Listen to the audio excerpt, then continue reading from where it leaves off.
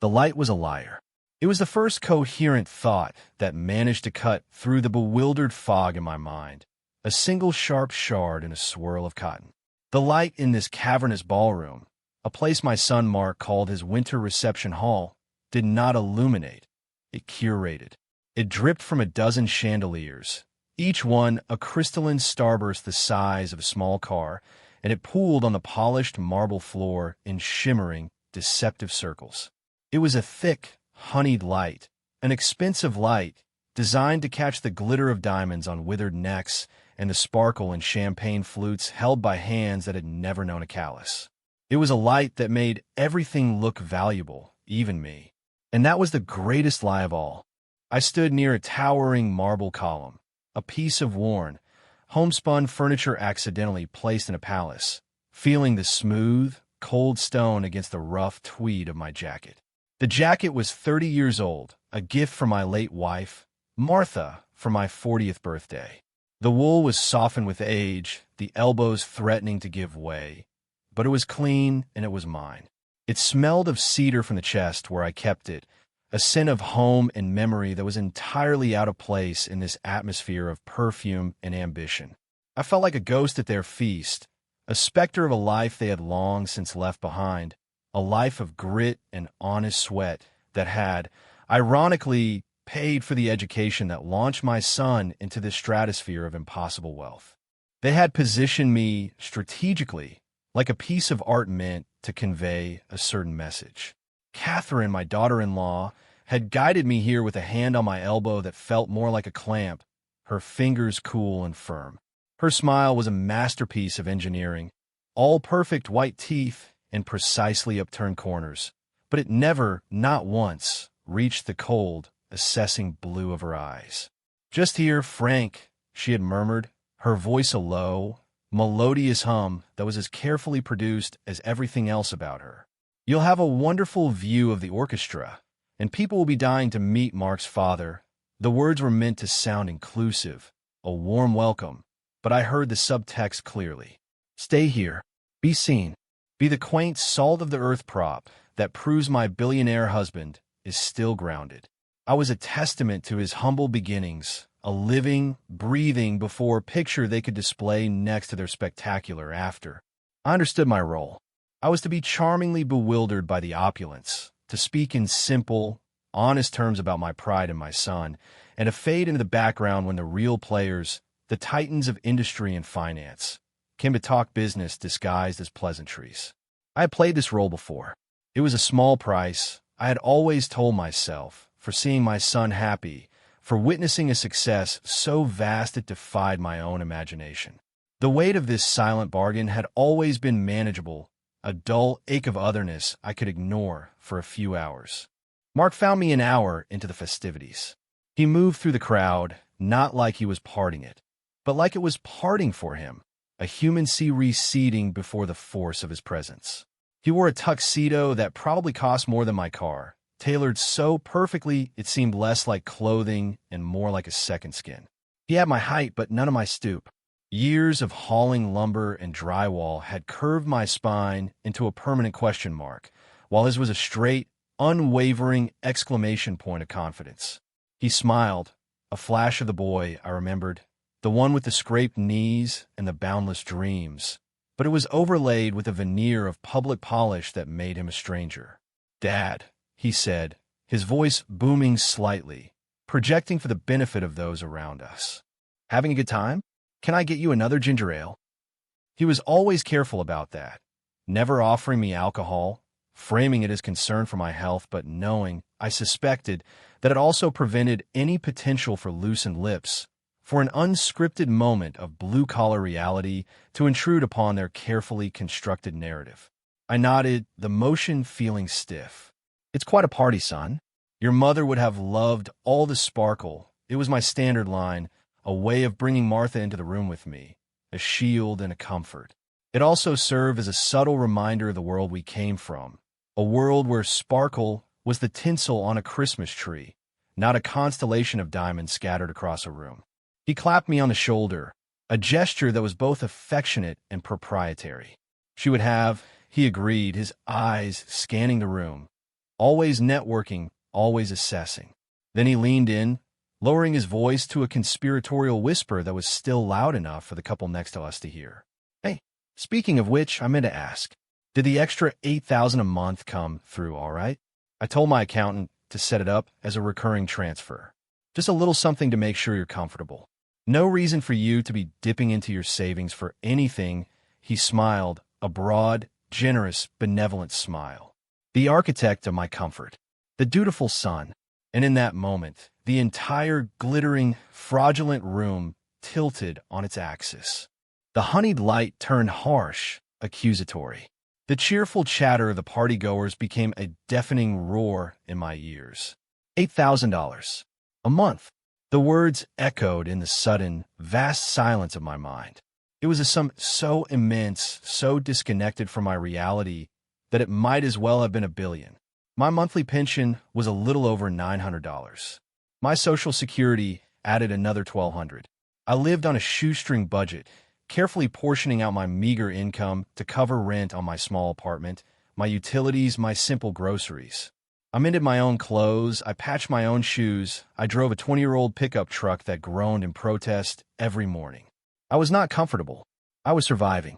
And he was standing here, in his palace of lies, painting a picture of me as a man of leisure, a pensioner supplemented by the casual, unthinking generosity of his wealthy son. My mouth went dry. The ginger ale I was holding suddenly felt impossibly heavy, the cold glass slick against my sweating palm. I looked at my son, at his earnest, smiling face, and for a terrifying second, I saw nothing of the boy I raised. I saw a stranger performing a role, just as I was. But his was a role of magnanimous benefactor, and mine, apparently, was that of the grateful recipient. The lie was so audacious, so complete, that it stole the air from my lungs.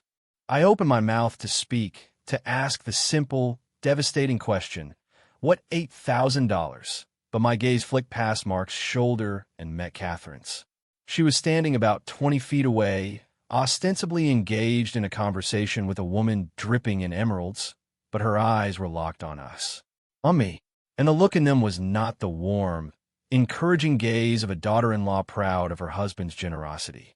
It was a look of pure, cold, reptilian panic, a flicker of sheer terror, so quick that if I had blinked I would have missed it, followed by an immediate hardening, a command.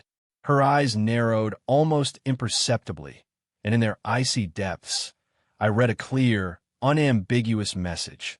Say nothing. Play along. It was a threat, as silent and as sharp as a shard of glass. And in that split second, a lifetime of paternal instinct, of wanting to protect my son, of avoiding conflict took over. The question died on my lips. The confusion, the hurt, the burgeoning anger. I swallowed it all down, a bitter pill that lodged itself somewhere behind my ribs, a new, heavy weight. I forced a smile, a creaking, unfamiliar thing that felt like it was cracking my face. Ah, yes. Yes, son. It's more than enough. Thank you. The words tasted like ash. I felt like a traitor to myself, to the truth of my own life. I saw the tension in Catherine's shoulders release as she turned back to her conversation, her public smile snapping back into place like a mask. Mark, oblivious, beamed with satisfaction. Good, good, he said, patting my shoulder again. Just wanted to make sure. You deserve it, Dad.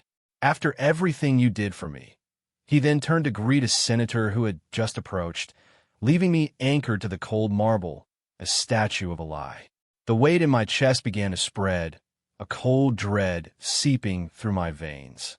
It wasn't just the lie itself. It was the why. And it was the terrifying, instantaneous realization that my daughter-in-law, the perfectly poised woman across the room, was the architect of it. And my son, my own flesh and blood, was either her willing accomplice or her unwitting fool. I didn't know which was worse. The beautiful, lying light of the ballroom seemed to dim, and for the first time, I saw the deep, dark shadows that it cast. The journey home was a blur of streetlights smearing across the grimy window of the taxi. I had refused Mark's offer of a driver, needing the anonymity of a stranger, the buffer of a sealed metal box moving through the sleeping city. I needed to be alone with a monstrous thing that had been born in that ballroom. It sat beside me on the cracked vinyl seat, a shapeless, heavy presence that made it hard to breathe. $8,000 a month. The number played on a loop in my head, each repetition a fresh wave of disbelief and a deeper, colder understanding. It was a number designed for an audience, a number that sounded generous and substantial. It was the kind of detail that made a lie feel real. It was not a small, forgettable amount. It was a statement, a performance. And I was the unwilling star of the show. I stared out at the darkened storefronts of my neighborhood, a world away from the glittering facades of Mark's world. Here, the lights were functional, a harsh sodium orange glow that revealed peeling paint and cracked pavement. It was an honest light, showing things as they were. I felt a desperate, clawing need for that honesty, like a drowning man needs air. When the taxi pulled up to my apartment building, a squat, three-story brick structure that had seen better decades, I paid the driver with the carefully folded bills I kept in my wallet for just such an occasion. A trip to Mark's was a significant, budgeted expense. The irony was a physical blow, winding me as I stepped out into the crisp December air. The cold felt good, real.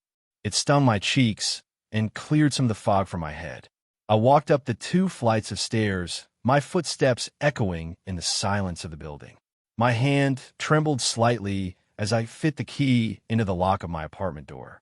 This was my sanctuary, my small corner of the world that was entirely my own. But as I stepped inside, it felt different. The lie had followed me home. It clung to me, a foul contaminant, and with my eyes, I saw my home through its lens.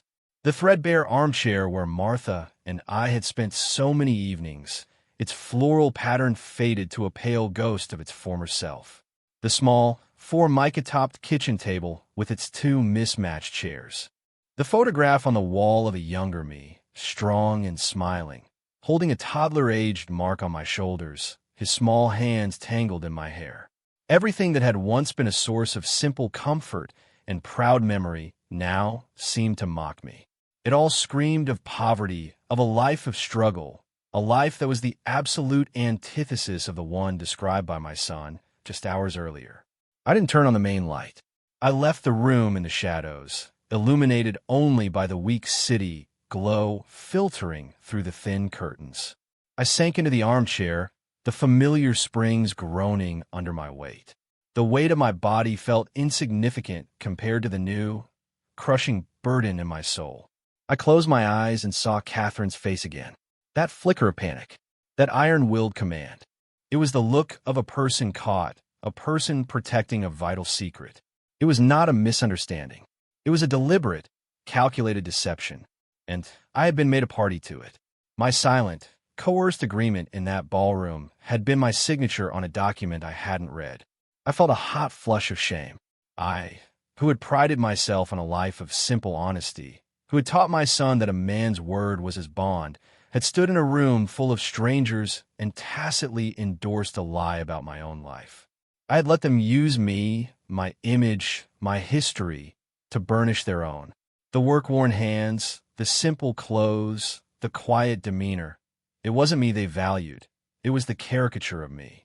The noble working-class father. It gave Mark an air of authenticity, of being grounded despite his billions. It was a valuable part of his brand. And it seemed I was not just a prop, but a subsidized one. Or rather, a supposedly subsidized one. Where was the money? The question was no longer just about the shock of the amount, but the mechanics of the theft. $8,000 a month. For how long? A year? 2. The sum was staggering. It was more than my entire life savings. The small nest egg Martha and I had painstakingly built over 40 years of scrimping and saving, a fund that had been decimated by her final illness. The thought of that money, my money, being siphoned off, disappearing into some unknown void while I counted pennies to make it to the end of the month, ignited a new feeling beneath the hurt and confusion. It was a slow-burning ember of anger, a cold, hard fury that began to crystallize in my gut. This was not just a social lie told to impress some people at a party. This was theft. It was a betrayal so profound it felt like a physical violation. They had taken more than money. They had taken my name, my dignity, and used it for their own ends. They had hollowed me out and filled the space with a lie. My mind, a tool I had always used for practical problems, how to square a joint, how to brace a wall, how to fix a faulty engine, began to work in a new way. It began to sift through memories, looking for clues, for signs I had missed. Catherine had always been dismissive of me, in a polite, smiling way. She treated me like a relic, a charming but ultimately irrelevant piece of her husband's past. She would ask about my health with a tone that suggested she was inquiring about a fragile antique. She'd call me Dad, but the word was always sterile, stripped of any warmth. I remember conversations where she had steered Mark away from topics about the old neighborhood or about my financial situation, always with a smooth, plausible excuse. "Let's not bore our guests with ancient history," she would say, with a tinkling laugh. Or, "Frank is settled and happy. We don't need to trouble him with these things." I had always interpreted it as a kind of social awkwardness, an inability to bridge the vast gap between her world and mine. Now I saw it for what it was, active management. She was curating my story, controlling the narrative, ensuring the truth of my life never punctured the bubble of their fiction. And what of Mark? My son, the boy I taught to ride a bike, to cast a fishing line, to be a good man. Was he a victim in this, or a perpetrator? The question was an agony. To believe him a fool was to accept he was weak, easily manipulated, a puppet for his ambitious wife. To believe him a willing participant was to accept that the son I loved was gone, replaced by a moral vacuum in a $1,000 suit. I replayed his words, his tone. Did the extra $8,000 a month come through all right? It had sounded so casual, so genuine. Had he been performing for the people around us? Or had he truly believed he was asking a legitimate question? If he believed it, then he was a fool, entrusting his father's care to a woman who was so clearly robbing us both. He was a chief executive officer of a global corporation, a man who could dissect a complex financial statement in minutes. Yet he couldn't see the fraud happening in his own home. It seemed impossible, but perhaps the blindness was willful. Perhaps it was easier for him to believe his father was being cared for, to write the checks and delegate the problem of an aging parent to his wife, allowing him to focus on his empire without the nagging pull of filial guilt. He had outsourced his conscience, and Catherine had been more than happy to take the job. The ember of anger in my gut began to glow hotter. This was not a weight I had to carry. It was a weight I had to cast off. The shame I felt for my moment of weakness in the ballroom began to transform. It was not my shame. It was theirs. I had been ambushed, silenced by shock and a lifetime of deference. But the shock was wearing off, and the deference was being burned away by the heat of this betrayal. I stood up, my joints cracking in protest, and walked over to the small desk in the corner of the room. I switched on the green-shaded lamp, a pool of clear, honest light in the darkness. I pulled out a fresh legal pad and a pen. My hand was steady now. The tremor was gone. At the top of the page, I wrote the date. Then, I began to write down everything I could remember about the conversation at the party. I wrote down Mark's exact words. I described Catherine's expression, the fleeting panic, the silent command. I detailed the setting, the lie of the opulent light, the feeling of being a prop. I was a carpenter by trade. I knew how to build things. I knew that before you could build anything strong, you had to have a solid foundation of truth, and you had to clear away all the rot. My life had been built on a foundation of lies, and the rot was deep. It was time to get my tools. The pen felt heavy and unfamiliar in my hand, not like a hammer or a saw, but I knew, with a certainty that settled deep in my bones, that it was the most powerful tool I now possessed. The Invisible Man was about to start making a blueprint for the truth. The days that followed were a strange mixture of suffocating silence and furious internal activity. On the outside, my life continued its monotonous rhythm. I woke up, made my coffee, read the paper, took my walk to the park, and ate my solitary meals. But inside my head, a storm was raging. I reread the notes I had made that night, adding details as they surfaced from the depths of my memory. The act of writing was a clarification. It took this swirling chaos of emotion and gave it structure, transforming the formless weight of betrayal into a series of observable facts. Fact: Mark had stated he was sending me $8,000 a month. Fact: I had never received a cent of it. Fact: Catherine's reaction was one of a person caught in a lie, not one of a person witnessing a misunderstanding. These facts were the load-bearing posts of the structure I was beginning to build in my mind. The rest was just drywall and paint, the emotional debris that I needed to clear away to see the framework of the crime itself. I thought about calling Mark, about confronting him directly over the phone.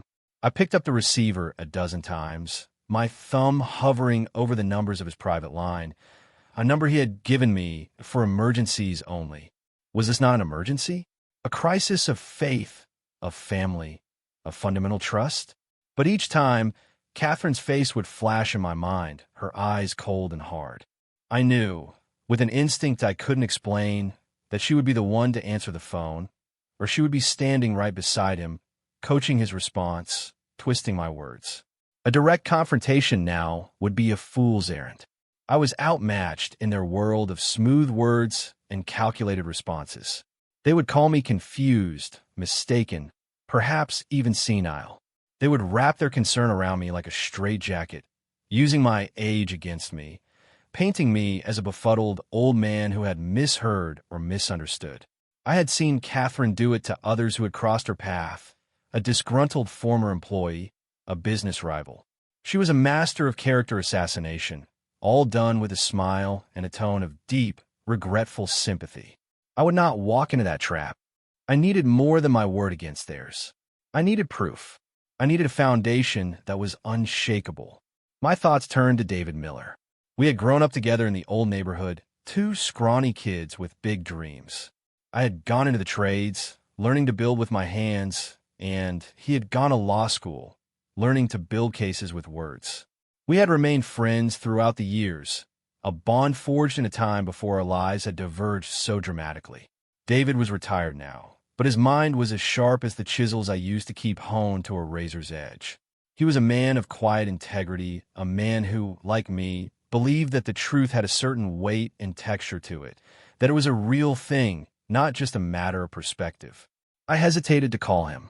It felt like an admission of failure, that my own family was so broken that I needed legal counsel to navigate it. It was a private shame, a family matter. But the thing in my chest was no longer just a family matter. It had crossed a line into something else, something uglier and more criminal. This was not a misunderstanding to be hashed out over a Sunday dinner. This was a calculated, long-term fraud. And I was the victim. Admitting that to myself was the hardest part. The word victim felt like an ill-fitting coat, something weak and pitiful. I had never been a victim. I was a survivor, a worker, a man who provided. But I had to accept the label to begin to fight back. I was the victim of a crime, and I needed help. I finally called him on a cold, gray morning, the kind of day that mirrored the landscape of my soul. I heard the familiar, gruff warmth in his voice when he answered. "Frank, you old dog. What's the matter? Your furnace finally give up the ghost." His assumption that my problems would be practical and mechanical was a painful reminder of how simple my life was supposed to be. I took a deep breath. "No, Dave. The furnace is fine. I've got a different kind of problem. A legal one." I think there was a pause on the other end of the line, and the jovial tone in his voice vanished, replaced by a focused seriousness. "All right, talk to me," and so I did. I laid it all out, my voice low and steady, recounting the scene at the party, Mark's words, Catherine's reaction, the cold dread on the taxi ride home. I told him about the state of my finances, the reality of my life versus the fiction they had presented. I spoke for a long time, uninterrupted. He just listened, a series of quiet grunts his only response, the sign of a man who knew how to let another man empty his heart. When I finished, the silence on the line stretched out. I could hear the faint sound of his breathing. I felt exposed, foolish, like a man who had just confessed to being swindled by a street corner hustler. "Dave, you there?" I finally asked, my voice wavering for the first time. "I'm here, Frank," he said, his voice a low rumble. "I'm here, and I'm so damn sorry." The simple, heartfelt words of sympathy almost broke me. It was the first time another human being had validated the insanity of my situation. First off, he continued, his lawyer's mind now clearly engaged, you did exactly the right thing by not confronting them. You walk in there now, and any potential evidence will disappear so fast it'll make your head spin. They'll call it housekeeping, he sighed, a heavy, weary sound. Frank, what you're describing, this is grand larceny. It's wire fraud. Given your age, it's financial elder abuse. These are not small things. Hearing the cold, legal terms for what had happened sent a shiver down my spine. It took the betrayal out of the realm of family drama and placed it squarely in the criminal code. What do I do, Dave? I asked, feeling helpless again. You become a detective, he said, his voice hardening with resolve. We need proof. We need bank statements, account numbers, transfer records. We need a paper trail. Your word, as honest as I know it to be, is just, she said against a billionaire and his charming wife. In a court of public opinion, or even a real one, they'll shred you. They'll paint you as a bitter, jealous old man. We need to build a fortress of facts, brick by brick, so that when we finally show our hand, they have nowhere to run. He was right. It was the same principle as building a house. You don't put up the walls until the foundation is perfectly square and level. He continued, laying out a plan. You need to find a way to get back into that house. Not as an accuser, but as you've always been, the quiet, unassuming father. You need to look and listen. Find out where they keep their financial records. An office? A safe? A laptop? The idea of going back there, of smiling and playing my part while secretly searching for the evidence of their crime, made my stomach churn. It felt dishonest, sneaky. It was against my nature. But David's next words cut through my reluctance. They use your honesty and your trust against you, Frank. It's time to use their arrogance and their underestimation of you against them. They see you as a simple man, a piece of furniture. Use that. Be the most observant piece of furniture they have ever owned. The conversation with David was a turning point. It transformed my quiet resolve into a plan of action. The path ahead was daunting, and it would require a kind of deception that was foreign to me. But it was a path. For the first time since that night, I felt a flicker of agency. I was no longer just a passive object in their narrative. I was becoming the author of my own. That afternoon, I went for a walk, but my steps had a new purpose. I wasn't just aimlessly moving to pass the time.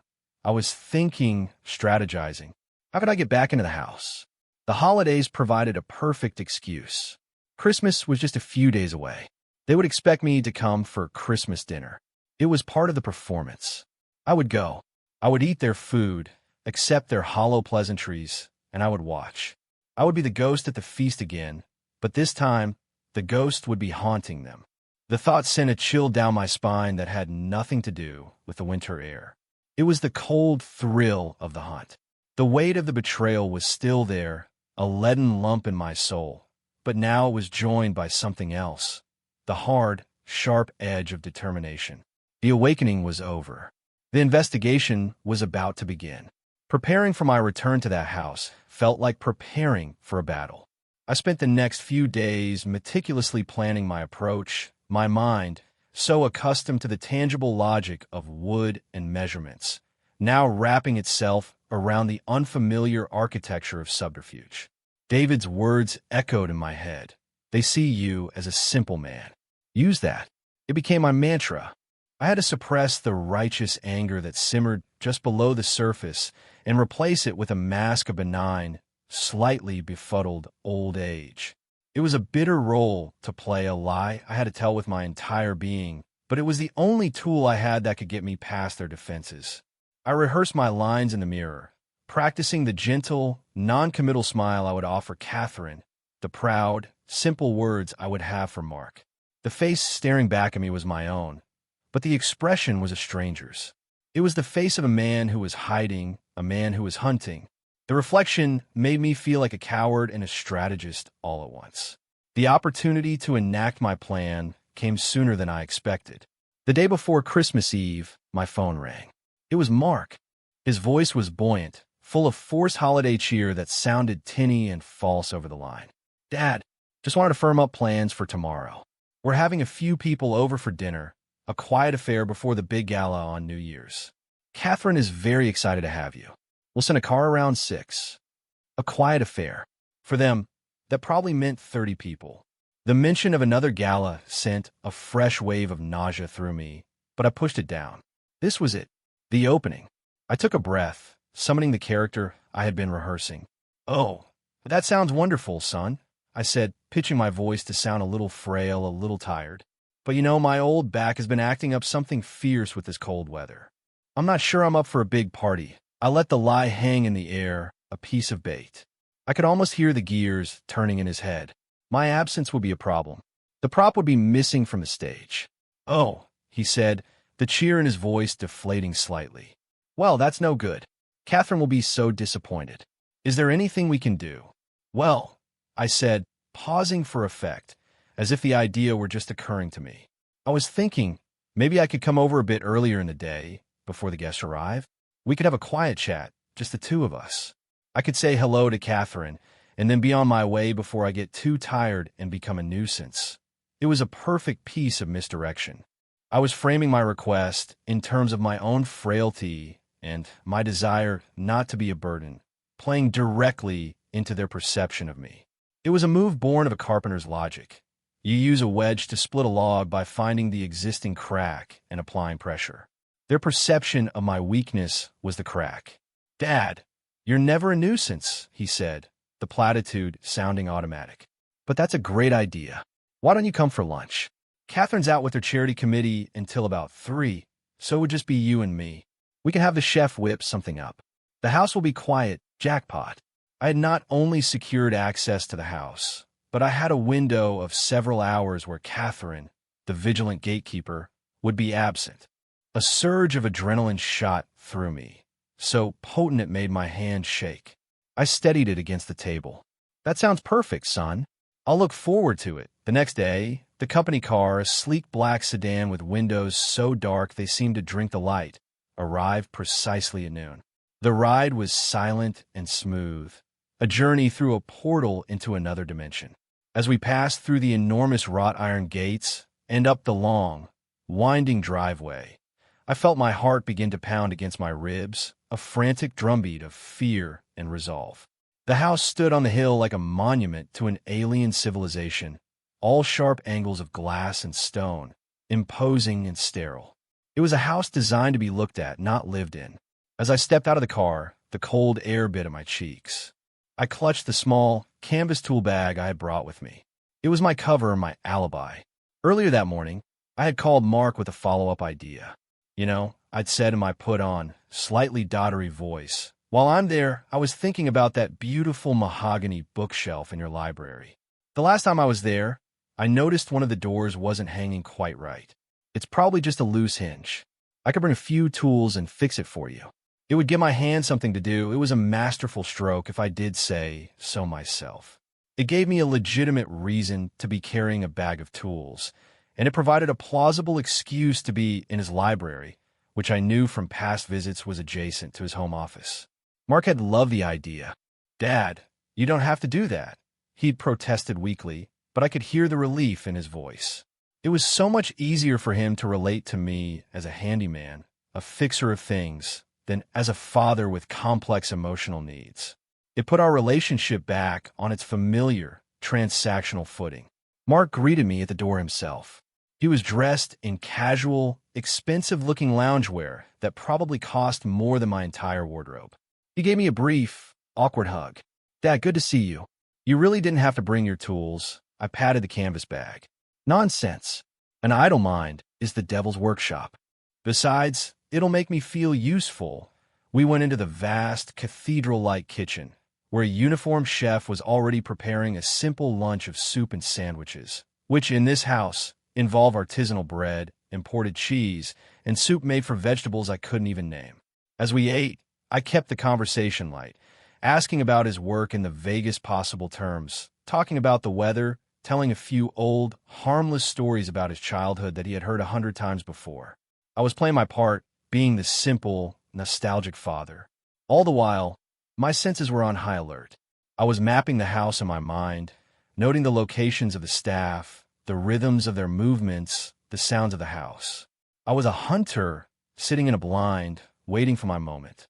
After lunch, I made my move. "Well, son, this has been lovely, but I should probably take a look at that bookshelf before I tire myself out." Mark nodded, distracted by a message that had just buzzed on his phone. "Sure, Dad. You know where it is. The library is just down the hall. Let me know if you need anything."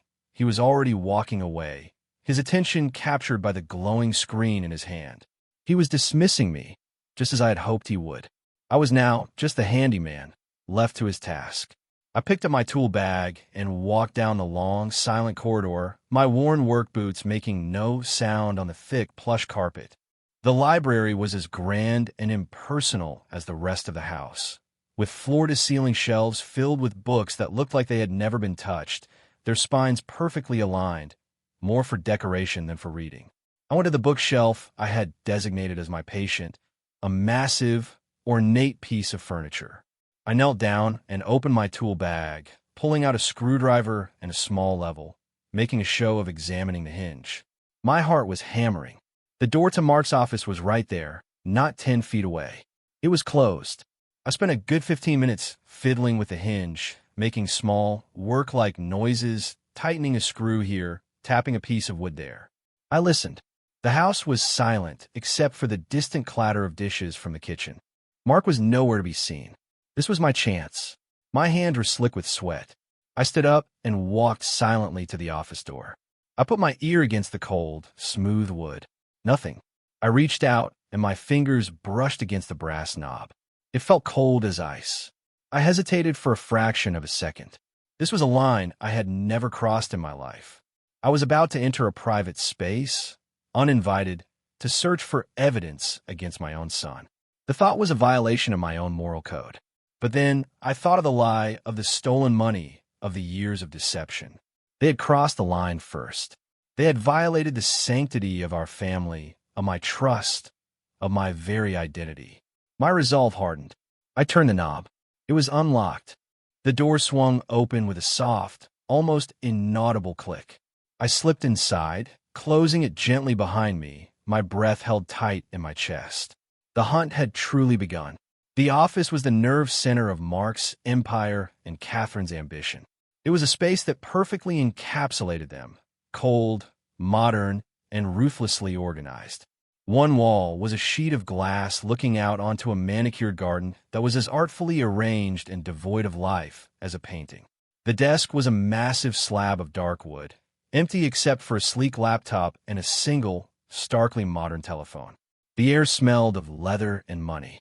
There are no family photos, no personal trinkets, nothing to suggest that a human being with a history and a heart worked here. It was a room designed for transactions, not for contemplation. My eyes scanned the space, looking for the prize. Where would they keep the records David had told me to find? A row of built-in file cabinets lined one wall, their brushed steel handles gleaming under the recessed lighting. It was the most logical place to start. I moved toward them, my steps silent on the thick wool rug. Each cabinet was locked. Of course it was. I hadn't expected it to be easy. I looked back at the desk. A long, thin drawer was set into its front. I pulled a handle. It too was locked. I felt a surge of frustration, but I quickly suppressed it. Panic was a luxury I couldn't afford. I had to think like a carpenter again. Every problem has a solution if you just look at it from the right angle. I let my eyes roam the room again, this time more slowly, looking for the small detail, the thing that was out of place. My gaze fell upon a heavy, ornate wooden box on a low credenza against the far wall. It was a humidor for cigars, a habit Mark had picked up along with his first $1 million. It seemed out of place with the room's severe modernism. It was an older piece, something with a bit of history. On a hunch, I walked over to it. I lifted the heavy lid. Inside, nestled amongst a row of thick, pungent cigars, was a small, silver key. My heart leaped. It was small, too small for the file cabinets, but it might fit the desk drawer. I took the key, my fingers closing around the cold metal, and walked back to the desk. I slid the key into the lock. It turned with a satisfying, well-oiled click. I pulled the drawer open. Inside was not the treasure trove of documents I had hoped for, but something almost as good. It was a collection of checkbooks.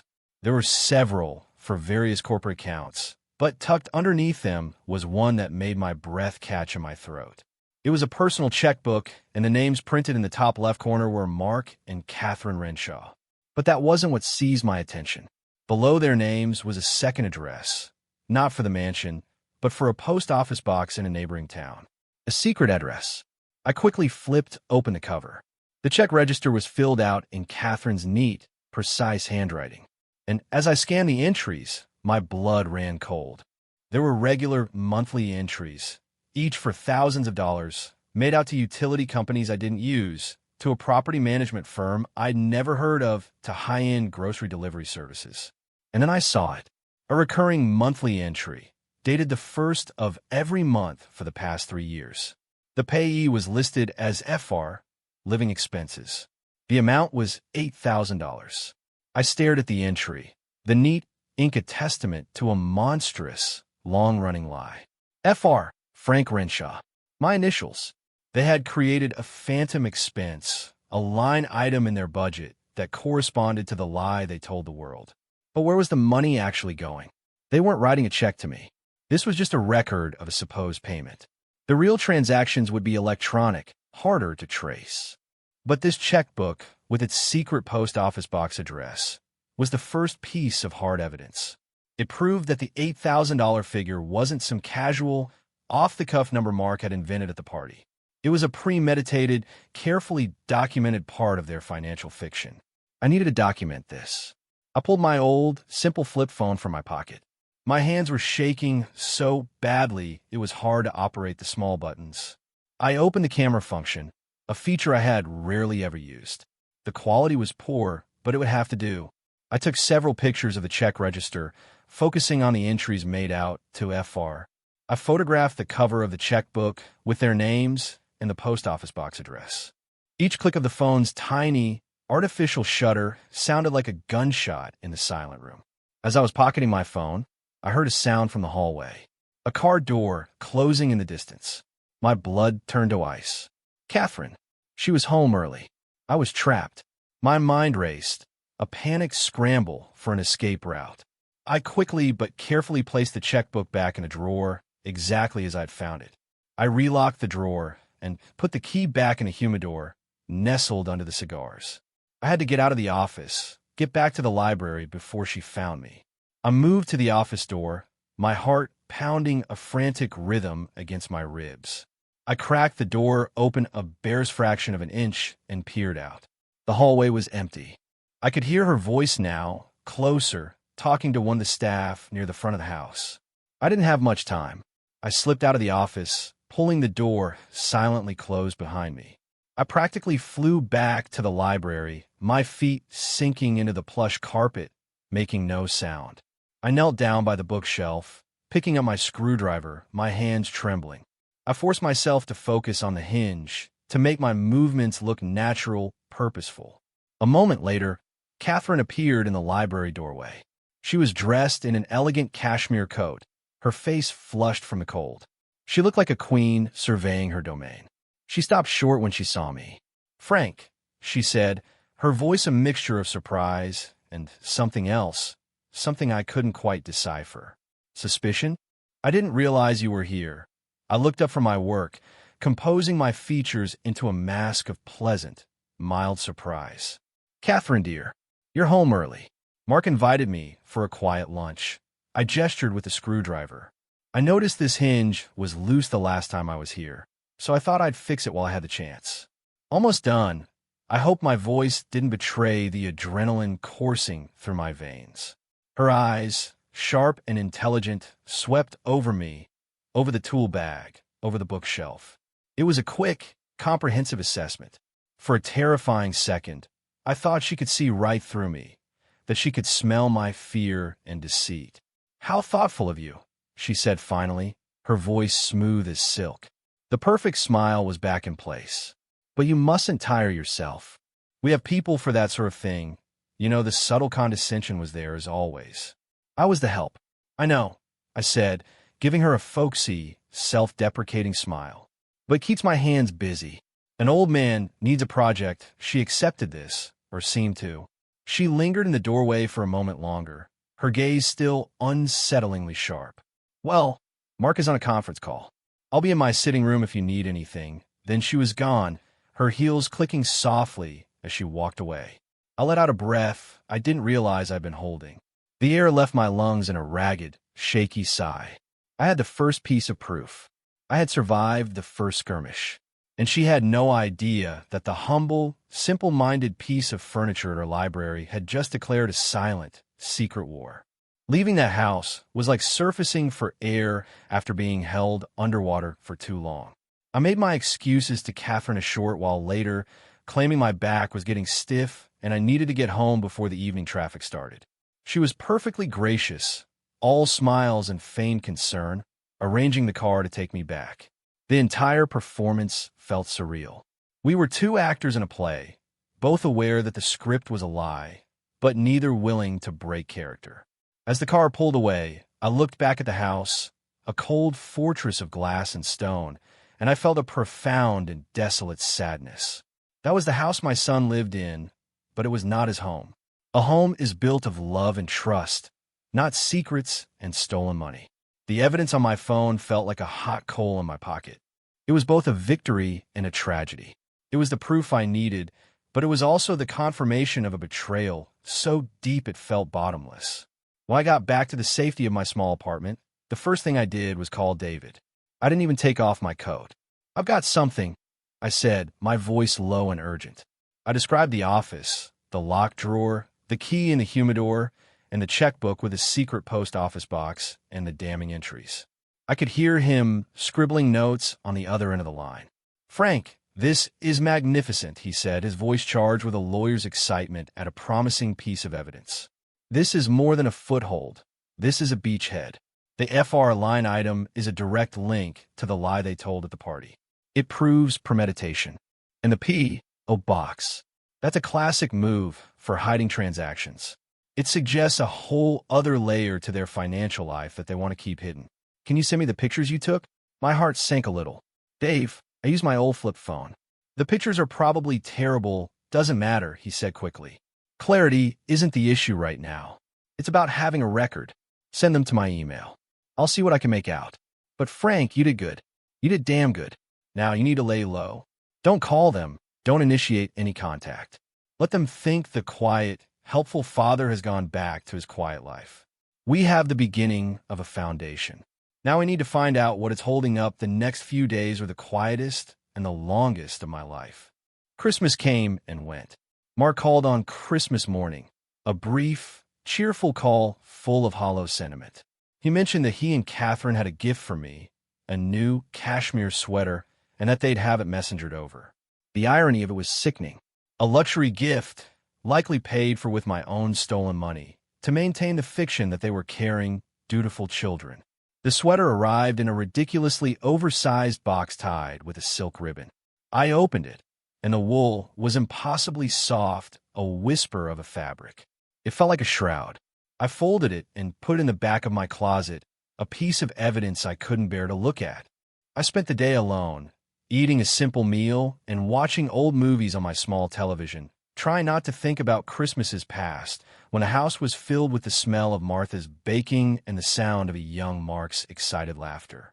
The grief I felt was not just for my wife, but for the son I had lost, a loss that felt as fresh and as raw as a new wound. David called me the day after Christmas.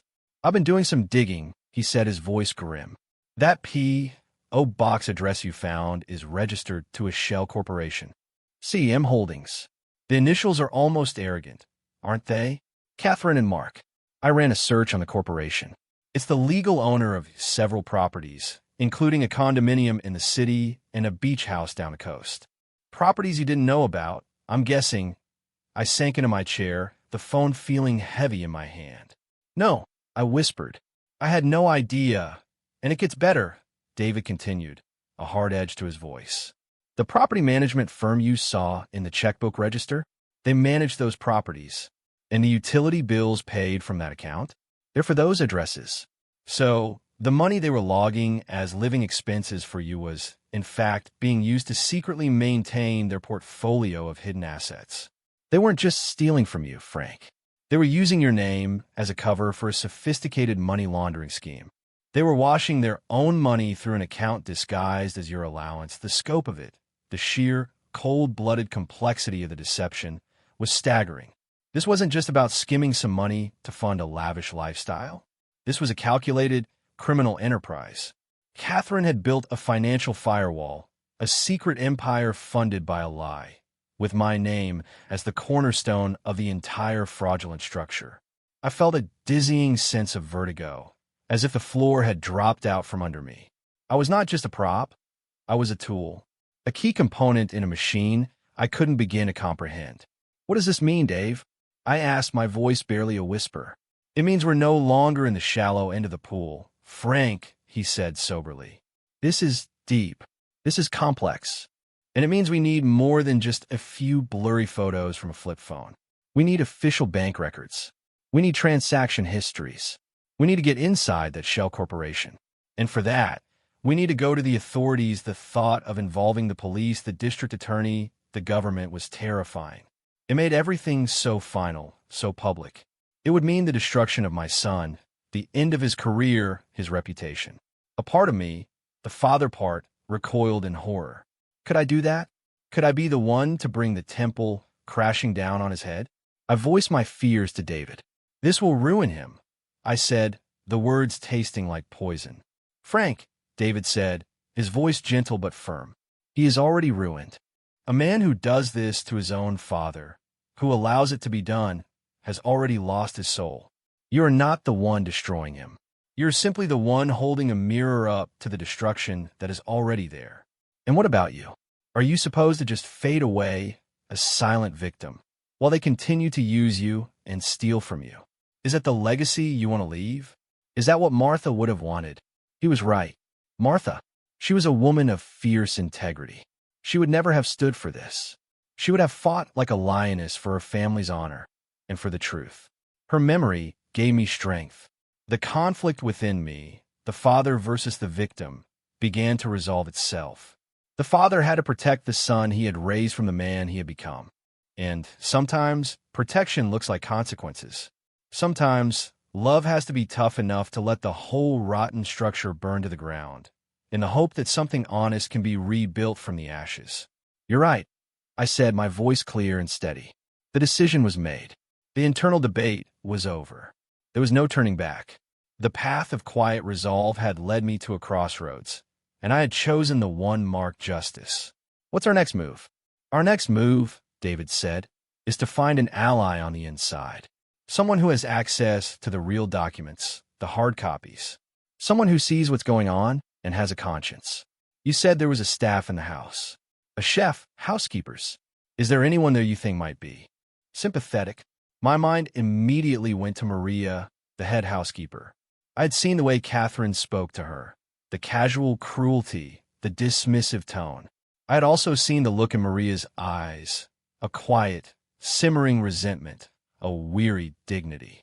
She was a woman who, like me, was invisible to them, a part of the machinery that made their lives run smoothly. She was overlooked, and in that, she might be the most powerful person in the entire household. There's a housekeeper, I said slowly, an idea beginning to form. Her name is Maria. I think she might be our way, and the board was set. The pieces were in motion. The next phase of the war was about to begin, and it would be a battle for the truth, fought in the quiet corridors and silent rooms of my son's magnificent, empty house. Contacting Maria was a delicate operation. I couldn't just call the house. Catherine might monitor the calls, or another staff member might answer and report my inquiry. I needed a way to approach her that was discreet and wouldn't raise any alarms. My mind, now accustomed to this new world of strategy and caution, worked through the possibilities. I remembered seeing a small, local market a few miles from Mark's estate, a place where the household staff might shop for last-minute items, a place far from the high-end boutiques Catherine frequented. It was a long shot, a shot in the dark, but it was the only one I had. I spent 2 days sitting in a small coffee shop across the street from the market, nursing a single cup of coffee for hours, feeling like a character in a spy novel. I watched the comings and goings, my eyes scanning for Maria's face, a face I had only seen a handful of times.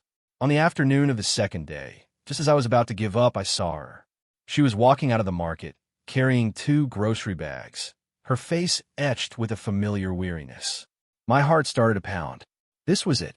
I left a few dollars on the table and walked out of the coffee shop, timing my approach to intercept her as she walked toward the bus stop. I came up alongside her, my expression carefully arranged to look surprised and friendly. "Maria? Is that you?" She looked up, startled, her eyes widening in recognition. "Mr. Renshaw," she said, a note of caution in her voice. The staff were likely trained not to engage with the family outside of the house. "What a surprise to see you here. Please, call me Frank," I said, giving her my warmest, most disarming smile. "I was just visiting a friend in the area. Let me help you with those bags. They look heavy." Before she could protest, I took one of the bags from her. It was a simple gesture, a common courtesy, but in the context of our respective positions, it was a radical act. I was treating her as an equal, not as a servant. I saw a flicker of surprise and then gratitude in her eyes. We walked toward the bus stop together. I kept the conversation light at first, asking about her family, talking about the weather, the same kind of harmless chatter I had used with Mark. I was building a bridge, establishing a small foundation of trust before I dared to test its strength. When we reached the bus stop, I turned to her, my voice dropping to a more serious tone. "Maria," I said, looking her directly in the eye, "I need to ask for your help, and I need to ask you to be very discreet. This is about something very serious happening in that house." I saw fear flash in her eyes, and she took a half step back. "Mr. Renshaw, Frank, I cannot get involved in family matters. I have children to support. I could lose my job, I know," I said, my voice gentle. "I would never ask you to put yourself at risk if I didn't believe this was a matter of right and wrong. This is not about a family squabble. This is about a crime." I saw her expression shift from fear to a cautious curiosity. I had her attention. I took a gamble. I told her a carefully edited version of the truth. I didn't mention the full amount or the complexities of the shell corporation. I kept it simple, human. "My son believes he is providing for my welfare," I said, choosing my words carefully. "He has arranged for a significant amount of money to be given to me each month, money that I have never received. I believe his wife, Catherine, has been intercepting it. I have no way to prove this. The records are in the house, in his office. I need proof, Maria, not for revenge, but for the truth. And for my son's sake. He needs to know what is being done in his name." I watched her face as I spoke. I saw the flicker of recognition in her eyes when I mentioned Catherine's name. I had hit a nerve. She knew, better than anyone, what Catherine was capable of. She had seen the woman's true nature, up close and personal, on a daily basis. She was silent for a long time, her gaze fixed on the cracked pavement of the sidewalk. The bus pulled up, its brakes hissing, and then pulled away. She didn't move. Finally, she looked at me, her dark eyes filled with a mixture of fear and resolve. "She is a cruel woman," Maria whispered, the words barely audible. "She treats us like we are nothing, like we are dirt on her shoes." She took a deep breath, a decision being made. "The office is always locked, but she has a cleaning schedule. I am to clean it every Friday morning between 10 and 11, while she is at her tennis lesson. She is very particular about the time. She does not like anyone to be in there otherwise." My heart soared. It was the key, the literal key. "The file cabinets are locked too," she added. "But the key is not in the desk. She keeps it on her personal keychain. But there's a spare. I saw her use it once when she misplaced her purse. It is in a small, carved wooden box on the mantelpiece in her private sitting room. The level of detail, the precision of her knowledge, was astonishing. Maria was a part of the invisible machinery of the house, and because of that, she saw everything. She knew the secrets, the routines, the hiding places. She was the most dangerous person in the world to Catherine, and Catherine had no idea. "Maria," I said, my voice thick with gratitude. "You are a brave woman." "I am a mother," she corrected me, her voice firm. and I know what it is to want to protect your children, even when they are grown. What you're doing is for your son. I understand this, she told me she would find a way. This coming Friday, during the scheduled cleaning time, she would unlock the office door and leave it slightly ajar. She would make sure the spare key from the sitting room was left on the corner of the desk. She would then stand guard in the hallway, cleaning a nearby vase or dusting a painting, ready to give a signal, a cough, if Catherine should unexpectedly return. The plan was simple, audacious, and incredibly dangerous for her. If she were caught, she would lose everything. I tried to protest, to say it was too much of a risk, but she cut me off. "It is the right thing to do," she said, her voice filled with a quiet, unshakable dignity. "Meet me here at this bus stop on Friday at 1 o'clock. She then handed me the other grocery bag, turned, and walked away, not looking back. I stood there, stunned, watching her go. I had found my ally, and she was more courageous than I could have ever hoped for. The network of the just, as David might have called it, had its first new member. The next 2 days were a crucible of anxiety. I felt a tremendous weight of responsibility for Maria. My fight for justice had now entangled another person, a good and decent woman who was risking her livelihood for a man she barely knew. The thought that my actions could bring her harm was a heavy burden. I called David and told him about the plan. He was quiet for a moment, and I could sense his own apprehension. "This is a huge risk, Frank," he said. "For her. If she's caught, Catherine will be merciless. She'll not only fire her, she'll probably find a way to make sure she never works in this town again." "I know, Dave," I said, my own voice tight with worry. I tried to talk her out of it, but she's resolute. "She has her own reasons for wanting to see justice done," David sighed.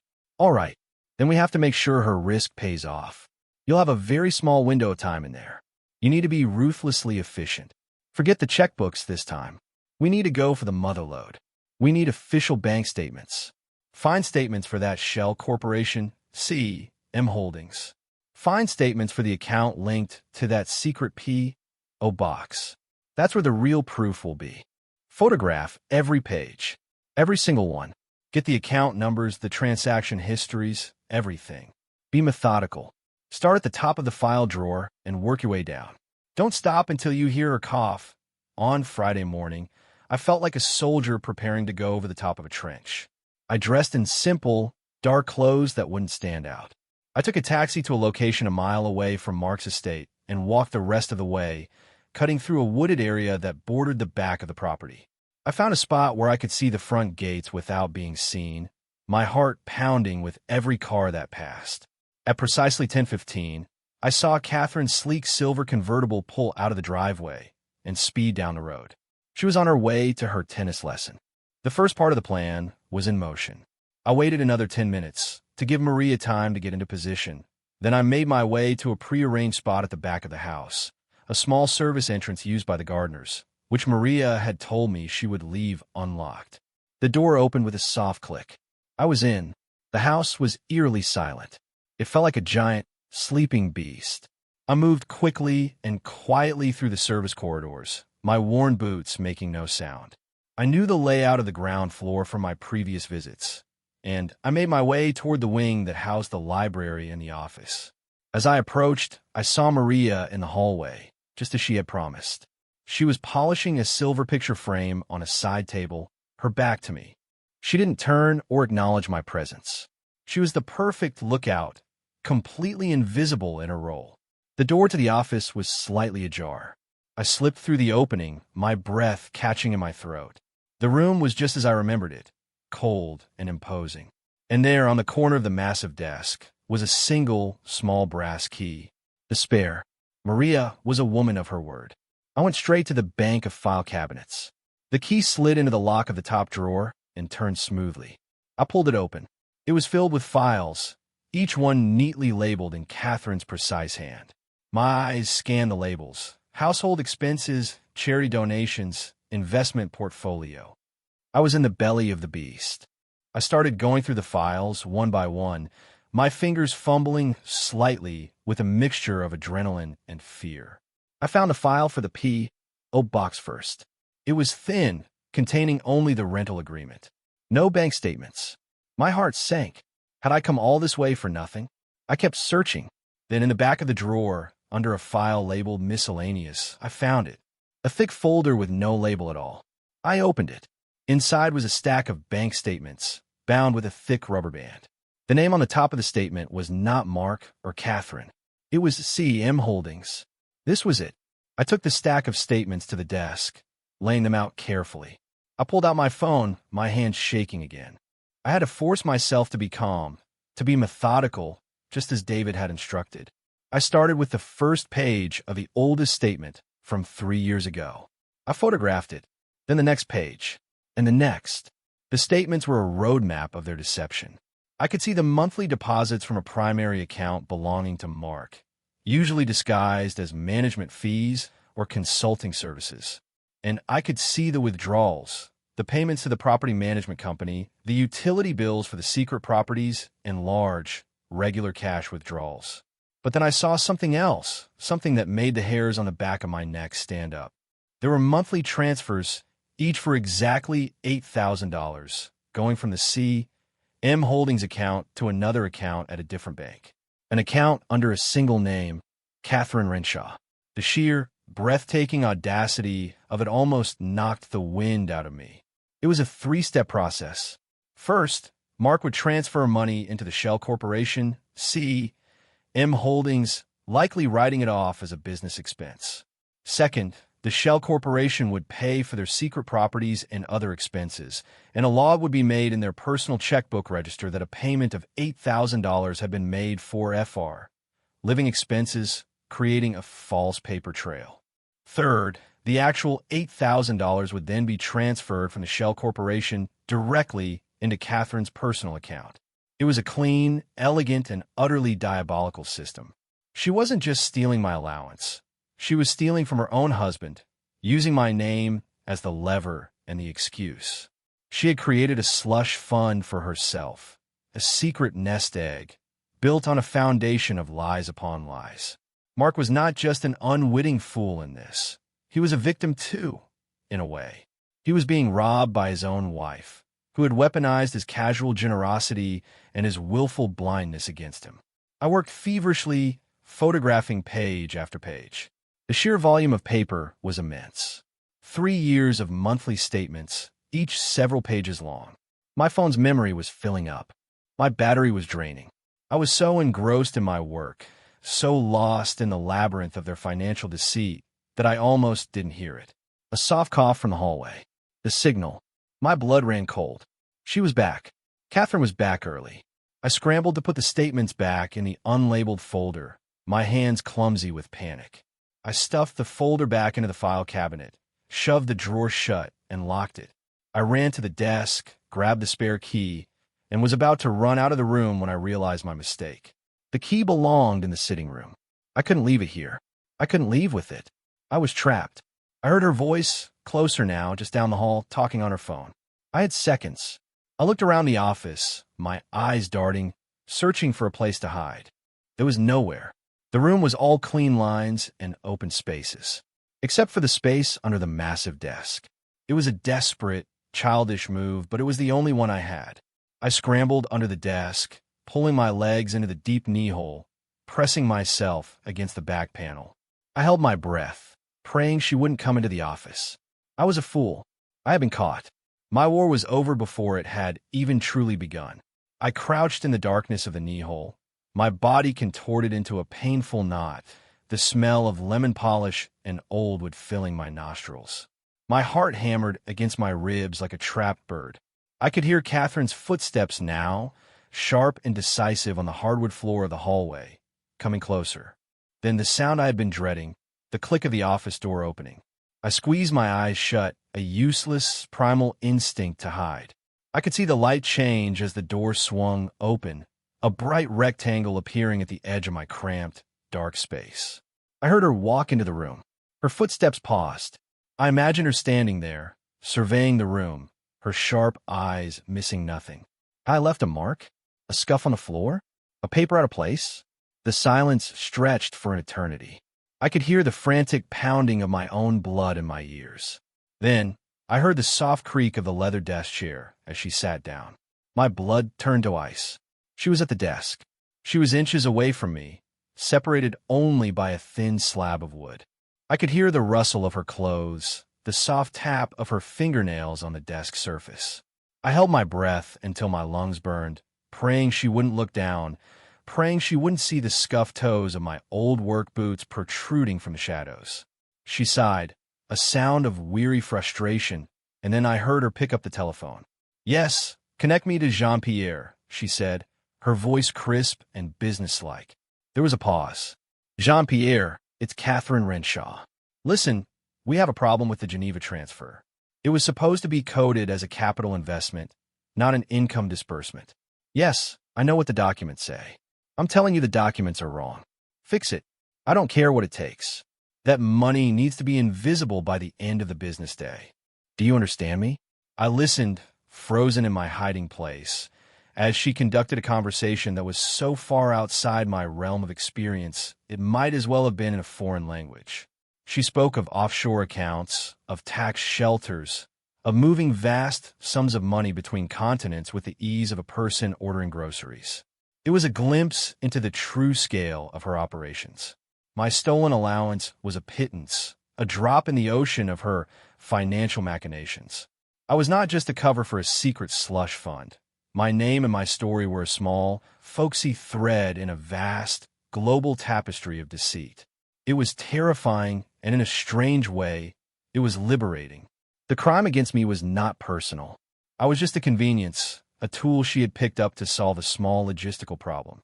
She felt nothing for me, not even contempt. I was simply a means to an end. The realization was cold and clarifying.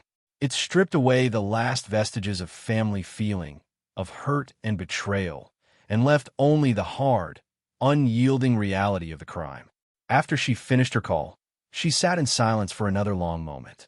I could hear the faint, rhythmic tap-tap-tap of her pen on the desk. What was she thinking? Was she suspicious? Had Maria's cough been a warning? Or had she genuinely just returned early? Then I heard the chair scrape back. She stood up. Her footsteps moved away from the desk toward the door.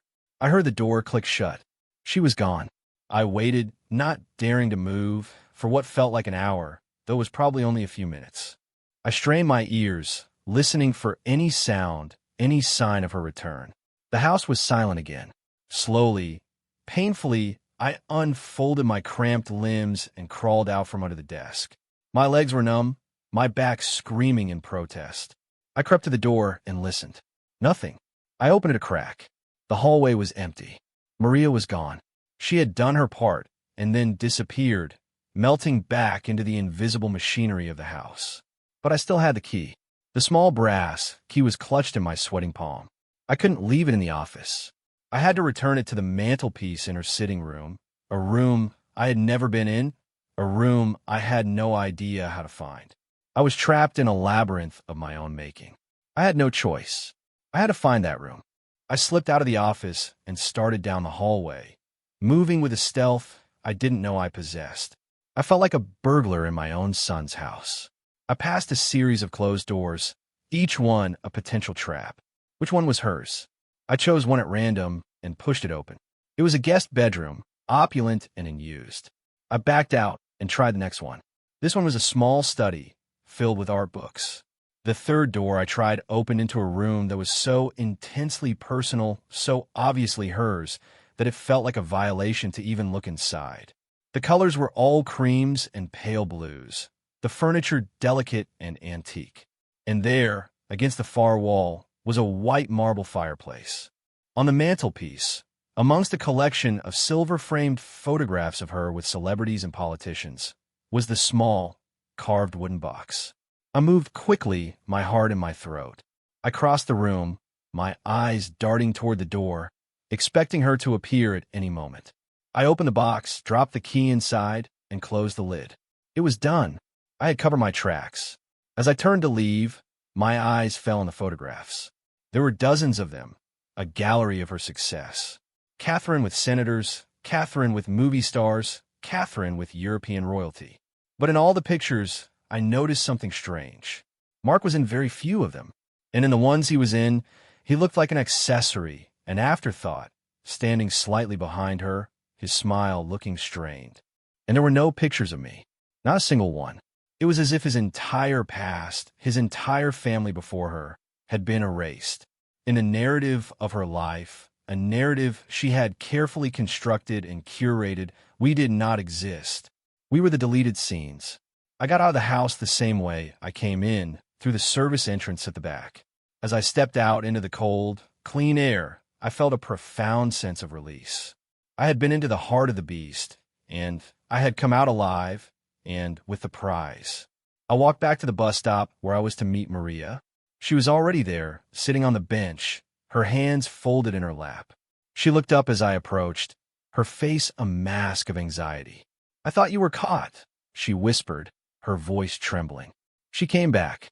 "I coughed, but you did not come out. I had to hide," I said, sitting down beside her. "I'm sorry I scared you. But Maria, I got it. I got everything." I showed her the screen of my phone, flipping through the dozens of blurry but legible images of the bank statements. I saw a slow smile spread across her face, a smile of pure, unadulterated triumph. "Good," she said, her voice firm now, the fear replaced by a fierce satisfaction. "Good. She does not deserve to get away with it. You were incredibly brave," I told her, my voice thick with emotion. "I will never forget what you did today. We are all invisible to her, Frank," she said, her gaze distant. "Today, the invisible people fought back. We sat in silence for a moment. Two unlikely allies, two conspirators from different worlds, united by a common cause. I had the proof. The foundation was no longer just a few scattered bricks. It was a solid slab of reinforced concrete. Now it was time to build a case. The following week was a flurry of activity. I met with David at his small, book-lined home office, a space that felt like a sanctuary of reason and order after the moral chaos of Mark's mansion. I transferred the photos from my phone to his computer, and we spent hours poring over them, enlarging the blurry images, deciphering the columns of figures. As David pieced together the labyrinthine trail of transactions, his expression grew more and more grim. "It's worse than I thought, Frank," he said, leaning back in his chair and rubbing his tired eyes. "This isn't just a simple case of a wife skimming from her husband. This is a highly structured, international money laundering operation. She's using the shell corporation as a pass-through to move money into offshore accounts. The Geneva account you heard her talking about? I'd bet my last dollar it's a numbered account, virtually untraceable. The money for you, the FR allowance, was just a small part of it, a piece of domestic cover for a much larger game." He explained it to me in simple terms, using the structural metaphors I understood. Catherine had built a financial dam, diverting a steady stream of Mark's income into her own secret reservoir. My name was the plaque on the front of the dam, the one that said Filial Piety Project, making it all look legitimate and charitable to any casual observer. But behind the dam, the water was being funneled through a series of hidden pipes to places Mark couldn't see and would never think to look. "The problem," David said, pacing his small office, "is that while these photos are damning, they're not legally admissible as evidence. We obtained them illegally. A good defense attorney would have them thrown out of court in a heartbeat, and you, my friend, could be charged with breaking and entering." The news was a punch to the gut. After all that risk, all that fear, the evidence might be useless. "So what do we do?" I asked, a feeling of despair creeping back in. "We use it as a map," David said, his eyes gleaming with a strategic light. "This isn't the evidence itself. It's the guide to where the real evidence is buried. We now know the names of the banks, the account numbers, the name of the shell corporation. We can't use the map in court, but we can give it to someone who has the legal authority to go digging in the right spot." He stopped pacing and looked at me. "We need to take this to the district attorney's office, specifically to the Economic Crimes Unit. We'll go in as a confidential informant. We'll lay out the story, we'll explain the situation with your allowance, and we'll provide them with an anonymous tip about C.M. Holdings. We'll give them the account numbers and the name of the bank. We won't tell them how we got it. We'll just say we have reason to believe this corporation is being used for fraudulent purposes. It'll be enough to get them to apply for a subpoena for the bank records. Once they get the official records, Legally, they'll have everything they need. Our fingerprints will be nowhere near the evidence they present in court. It was a brilliant strategy. It was a way to launder the truth, to take the tainted evidence I had gathered and wash it clean through the official channels of the justice system. It protected me, it protected Maria, and it put the power of the state behind our cause. There was, however, one final step we had to take before going to the authorities. It was David's idea, and it was the hardest one for me to accept. Before we set the wheels of justice in motion, he said, his expression serious, "You have to give your son one last chance to do the right thing. You have to confront him. Not her. Him. Alone." I recoiled from the idea. "Why, Dave? What's the point? He's either a fool or a coward. He'll just deny everything or run to Catherine. It's not for him, Frank," David said gently. "It's for you, and it's for the record. When this all comes out, and they will try to paint you as a vengeful old man who never gave his son a chance to explain, who went straight to the police to destroy him out of jealousy or spite. We need to be able to say, under oath if necessary, that you went to your son first as a father and gave him the opportunity to make it right. We need to show that you tried to solve this within the family and that he refused. It closes his last escape route. It makes his complicity, whether it's willful or ignorant, undeniable." David was right, of course. His legal mind saw the battlefield with a clarity I lacked. This was about controlling the narrative, about seizing the moral high ground before the first shot was even fired. It was a calculated confrontation, a strategic move, but for me, it felt like a final, heartbreaking duty. It was the last conversation I might ever have with the son I loved before he became just a defendant in a criminal case. I called Mark and asked him to meet me. Not at his house, not at my apartment, but on neutral ground. I suggested a small, quiet park halfway between our two worlds, a place with benches and trees, a place where father and son could talk. He sounded surprised by the request, and a little annoyed, his schedule no doubt packed with important meetings and calls. But he agreed. Perhaps some vestige of filial duty still remained within him. Or perhaps he was just curious. We met the next day. It was a cold, bright afternoon. He arrived in his town car, stepping out in a long, expensive wool coat, looking impatient and out of place. I was sitting on a park bench, wearing my old tweed jacket, feeling every one of my years. He walked over, his face a mask of polite inquiry. "Dad, what's this all about? Is everything okay?" I looked at him, my son, and for a moment I saw the little boy with the scraped knees and the trusting eyes. The wave of love and grief that washed over me was so powerful it almost stole my voice. I had to force the words out. "No, son, everything is not okay." I didn't raise my voice. I didn't accuse. I just laid out the facts, calmly and quietly, my voice as level and as steady as I could make it. "At your Christmas party, you asked me about an $8,000 monthly allowance. I've never received it, Mark. Not one single dollar." I watched his face. I saw the first flicker of genuine confusion, then a dawning unease. "What are you talking about, Dad?" "Of course you have. I see the transfers every month on my statements. I signed the paperwork myself. Then the money is going somewhere else," I said, my gaze unwavering. "And I believe Catherine is the one who knows where." His face hardened at the mention of her name. A reflexive defensiveness kicked in. "That's ridiculous.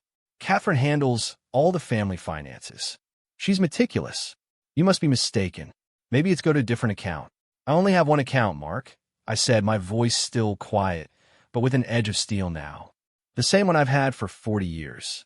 The one your mother and I opened together." I could see the conflict in his eyes, the cognitive dissonance. It was easier for him to believe that I, his aging father, was confused or mistaken than to believe that his brilliant, beautiful wife was a thief. His entire world, his carefully constructed reality, depended on her perfection. "I don't understand," he stammered, looking around as if the trees might offer an explanation. "This has to be some kind of bank error." "It's not a bank error, son," I said. I took a deep breath. This was the moment of truth. "I know about C.M. Holdings. I know about the secret properties. And I know that the money, my money, is being funneled through that shell corporation and into Catherine's personal offshore accounts. The color drained from his face. He stared at me, his mouth slightly agape.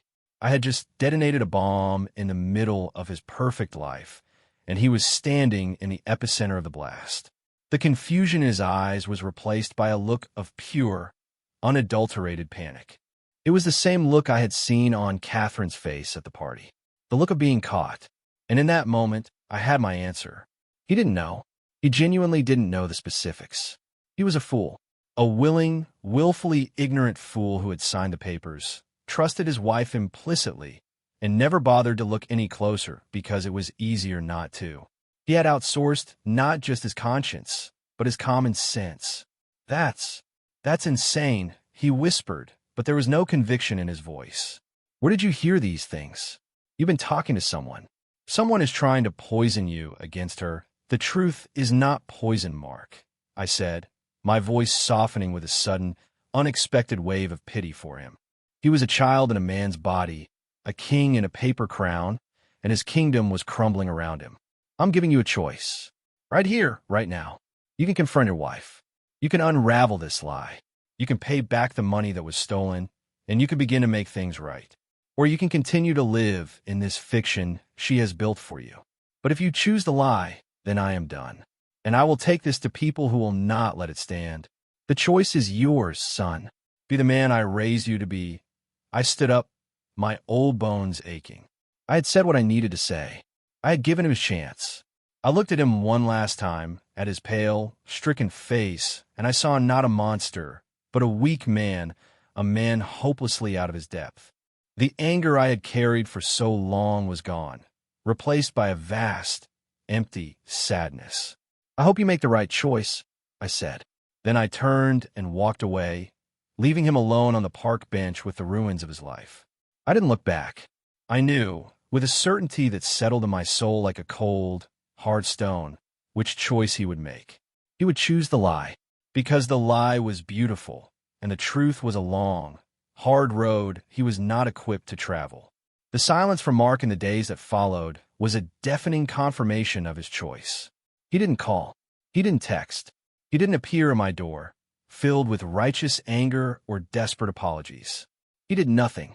He had chosen the lie, had chosen to retreat back into the comfortable prison his wife had built for him, pulling the door shut on the inconvenient truth I had presented.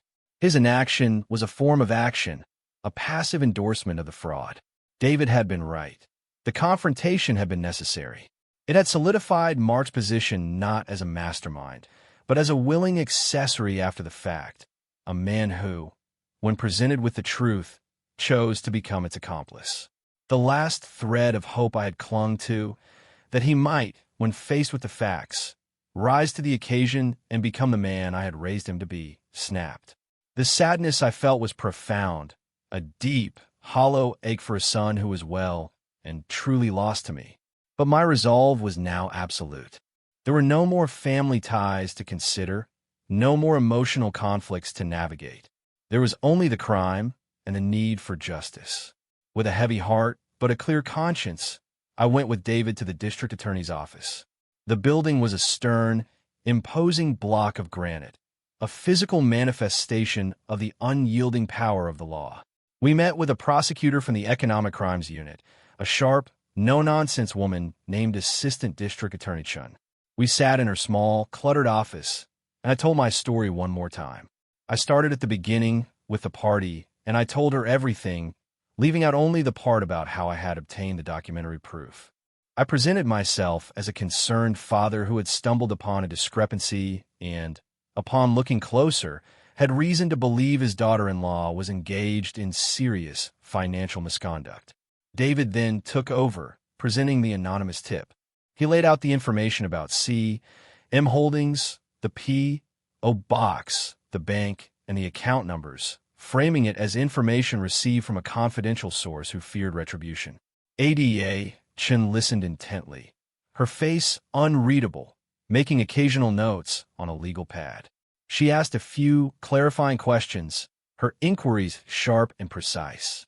When we were done, she leaned back in her chair. Mr. Renshaw, she said, her gaze direct and assessing. This is a very serious allegation against two very prominent and powerful people. I am aware of that, I said, my voice steady. The truth doesn't care about prominence or power. She held my gaze for a moment longer, then nodded, a small, decisive gesture. We will look into it, she said. We will start by subpoenaing the bank records for the corporation you mentioned. If the records show what you allege they show, we will open a full investigation. This will take time. You may not hear from us for weeks or even months. During that time, it is imperative that you have no contact with your son or his wife. Do you understand? I nodded. I understand. We left the office and stepped back out into the winter sunlight. I felt a strange sense of lightness, as if a great weight had been lifted from my shoulders and placed into the slow, powerful machinery of the justice system. I had done all I could do. The rest was out of my hands. The weeks that followed were a lesson in patience. I lived my quiet life, the silence from Mark's world now a settled fact. I occasionally spoke with Maria, meeting her at the same bus stop, our strange, clandestine friendship a small point of light in the darkness. She reported that the atmosphere in the house was tense, that Catherine was on edge, her temper shorter than ever. Mark was withdrawn, spending more and more time at his downtown office, away from the house. The poison was working. The cracks in their perfect facade were beginning to show. David and I would meet for coffee once a week, speculating on the progress of the investigation, but there was no news. The wheels of justice, I was learning, grind exceedingly slow. During this time, I began to think about what would happen after. When the truth finally came out, it would be a public explosion.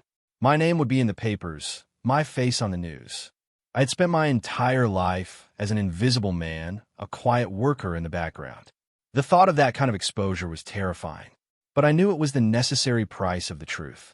I had to prepare myself to become visible. The call came on a Tuesday morning in early spring. It was 88 Chun. Her voice was all business. Mr. Renshaw, I'm calling to inform you that the grand jury has handed down an indictment. Warrants have been issued for the arrest of Catherine Renshaw on multiple counts of grand larceny, wire fraud, and money laundering. We've also indicted your son, Mark Renshaw, on charges of conspiracy and criminal facilitation. The words hit me with the force of a physical blow. I knew it was coming, but the reality of it was still a shock. Mark. They had indicted Mark. I sat down heavily in my armchair, the phone pressed hard against my ear. My son, I whispered.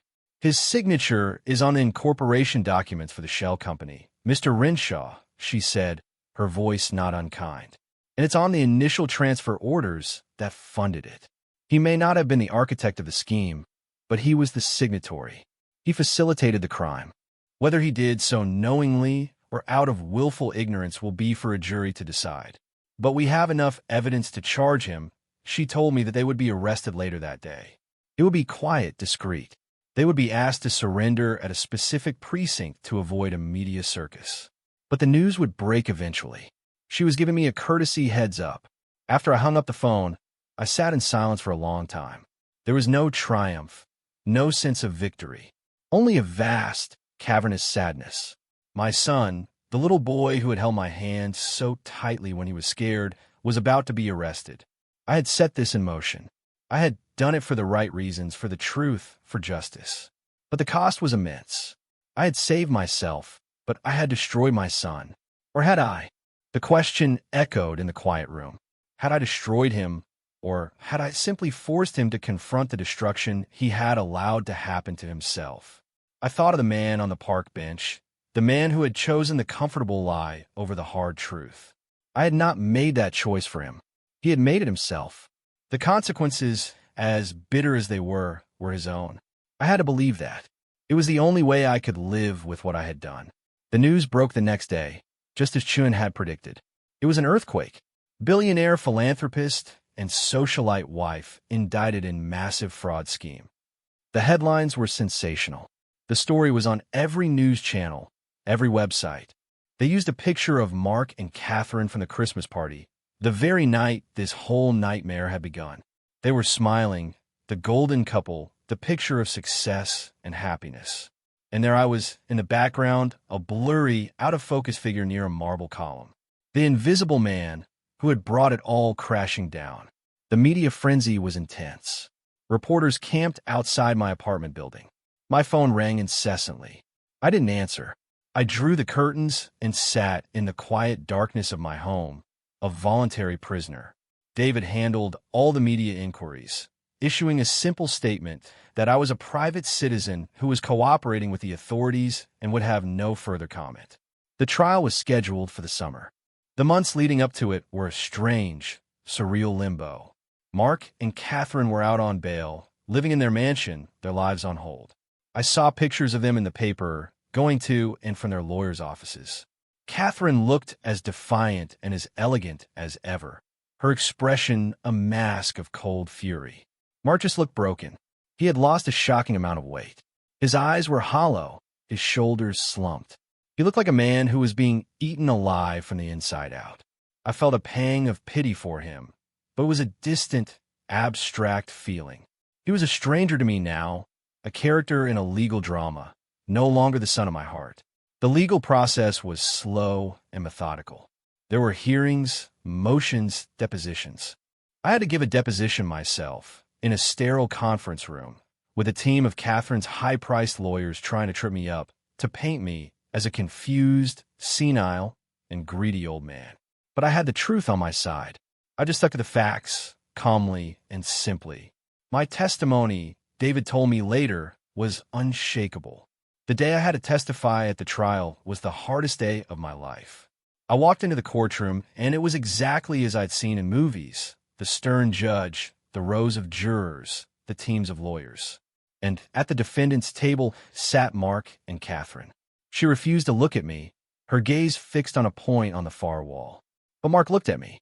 His eyes met mine across the crowded room, and in them I saw a universe of regret, of shame, of a sorrow so profound it was like a physical presence in the room. I saw the little boy again, the one who was lost and scared and knew he had done something terribly wrong. I had to look away, or I would have broken down. I took the stand, swore the oath, and I told my story to the jury. I told them about my life, about my work, about Martha. I told them about the party and the lie. I told them about the confrontation in the park. Ada Chung guided me through my testimony, her questions clear and simple. Then came the cross-examination. Catherine's lawyer was a shark, all sharp teeth and aggression. He tried to twist my words, to question my memory, to imply that I was motivated by jealousy of my son's success. But his attacks couldn't penetrate the simple armor of the truth. I remained calm. I answered his questions honestly. And when he was done, I could see in the faces of the jury that he had failed. They had seen not a greedy old man, but a father who had been betrayed. Maria also testified. She was terrified, but she told the truth, her voice quiet but strong. She was the hero of this story, the brave woman who had risked everything for what was right. The trial lasted for 3 weeks. The prosecution laid out the case with meticulous, undeniable detail, presenting the bank records, the transaction histories, the entire labyrinthine roadmap of Catherine's fraud. The evidence was overwhelming. The jury was out for less than a day. I was at home when David called me with a verdict. Guilty, he said, his voice filled with a quiet satisfaction. Guilty on all counts. For both of them. I closed my eyes and let out a long, slow breath. It was over. The truth had won. Catherine was sentenced to 10 to 15 years in a federal prison. For Mark, because of his lesser role and his apparent ignorance of the full scope of the scheme, the judge was more lenient. He was sentenced to 3 years, with 5 years of probation and massive financial penalties. He was ruined, his career over, his reputation destroyed. But he was not going to prison for a decade. It was a small mercy, a small piece of grace in the wreckage. In the aftermath, as the media storm slowly died down, I began the process of rebuilding my life. The court ordered full restitution of the stolen money, a sum that, with interest and penalties, was substantial. It was more money than I had ever dreamed of. But it didn't bring me joy. It felt like blood money, the proceeds of my family's destruction. I lived simply as I always had. I bought a new, reliable truck, and I made some much-needed repairs to my apartment. But the rest of it, the vast majority of it, I didn't want. After much thought, and with David's help, I used the money to establish a foundation. The Renshaw Foundation for Elder Justice. It provides free legal services and financial counseling to elderly people who have been the victims of financial abuse. It was a way to take the ugliest chapter of my life and turn it into something good, to build something strong and lasting from the rubble. My work with the foundation gave me a new purpose. I was no longer the invisible man. I was an advocate, a voice for others who had been silenced. I met with other victims, I heard their stories, and I share my own. I had become visible, not as a spectacle in a media circus, but as a man who had fought for the truth and had, against all odds, won. I never saw Catherine again. After her appeals were exhausted, she went to prison, disappearing from the world as completely as if she had never existed. Mark served his time. He spent 18 months in a minimum security facility before being released on parole. A few weeks after he got out, I received a letter. It was from him. It was a long letter, written on simple, lined paper in a shaky, unfamiliar hand. It was a letter of confession, of apology, of a grief so profound it seemed to seep through the very paper it was written on. He took full responsibility for his weakness, for his willful blindness, for his failure as a son. He didn't ask for my forgiveness. He said he knew he didn't deserve it. He just wanted me to know that he finally understood. He finally saw the truth. He was working a simple job now, in another state, living in a small apartment, trying to rebuild his life from scratch. He wrote that for the first time since he was a young man, he felt like he was living an honest life. He was free. I read the letter several times, and I wept. I wept for the son I had lost, and for the man he was finally, painfully, becoming. I didn't write back. It was too soon. The wounds were too deep. But for the first time, I felt a flicker of hope that one day, perhaps, a new foundation could be built between us, one based not on lies and money, but on the hard, solid ground of the truth. My story had a painful, complicated ending, but it was a just one.